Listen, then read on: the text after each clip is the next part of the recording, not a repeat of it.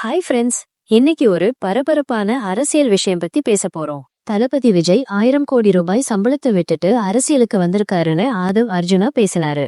இதை சபாநாயகர் அப்பாவு சுட்டிக்காட்டி வருமான வரித்துறை முதல்ல விஜய் வீட்டுக்கு தான் ரெய்டு போகணும்னு சொல்லியிருக்காரு. தமிழக வெற்றி கழகம் பொதுக்குழு கூட்டத்துல ஆதவ் அர்ஜுனா சொன்ன விஷயங்கள் பயங்கர கவனத்தை ஈர்த்திருக்கு. தமிழ்நாட்டை பொறுத்த வரைக்கும் அண்ணாமலைய செட் பண்ணி வச்சு திராவிட முன்னேற்ற கழகம் அரசியல் பண்ணுது. புலி அமைதியா இருக்கும்போது ஆடு வந்து சம்பந்தமே இல்லாம தலையாட்டுது. எங்கள ஒர்க்கம் ஹோம் அரசியல் பண்றாங்கன்னு விமர்சிக்கிறாங்க. ஆனா எங்க அரசியல் எங்க விமர்சகர்களை வீட்டுக்கு அனுப்பும் அதிரடி அரசியல். தமிழக வெற்றி கழகம்ல சாதி இருக்குன்னு சிலர் சொல்றாங்க. ஆனா தமிழ்நாட்டுல கடந்த 70 வருஷமா சாதியை வளர்த்தது யாரு?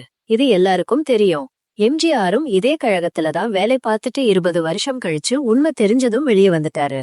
அண்ணாவோட கொள்கைகளை திராவிட முன்னேற்ற கழகத்தால நிறைவேற்ற முடியல. பெரியாரோட கொள்கைகளையும் நிறைவேற்ற முடியல. ஆனா பெரியார் அண்ணான்னு 2 பேரோட கொள்கைகளையும் நிறைவேற்ற ஒரே தலைவர் எங்க தலைவர் தான். நாங்க போராட்ட களத்துக்கு வரலன்னு சிலர் சொல்றாங்க.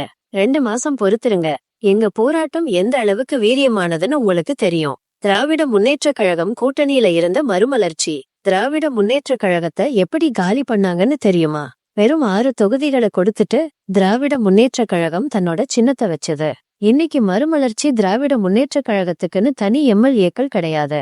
எங்க தலைவர் 1000 கோடி ரூபாய் சம்பளம் வாங்கிக்கிட்டு இருந்தவரு.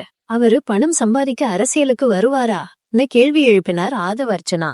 இதுக்கு பதில் கேள்வி எழுப்பிய சபாநாயகர் அப்பாவு 1000 கோடி சம்பளம்னு ஆதவ் அர்ஜுனா பேசியிருக்காரு. அப்படியென்றால் தமிழக வெற்றி கழகம் தலைவர் விஜய் வீட்டுல வருமான வரித்துறை சோதனை நடத்தணும்னு வலியுறுத்தியிருக்காரு. இந்த விஷயத்தை பத்தி நீங்க என்ன நினைக்கிறீங்க? கமெண்ட்ஸ்ல சொல்லுங்க.